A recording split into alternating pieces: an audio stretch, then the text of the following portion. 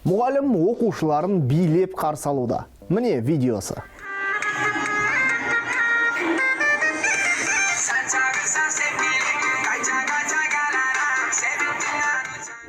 Видео Facebook'тегі Қазақстан ұстаздары тобында шықты. Шамасы төменгі сынып оқушыларының мұғалімі өз шәкірттерін көңілін осылай көтеруде.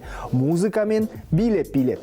Бір жағынан бұл психологиялық әдіс болар. Сабақ алдындағы дайындық. Жалпы бұл әлем бойынша жайылған тренд. Мысалы, мына бейне Америкадан. Ұстаз әр оқушысын жеке-жеке амандасумен қарсы алады. Әр балада өзінің жеке қол алысуы бар. Керемет қой.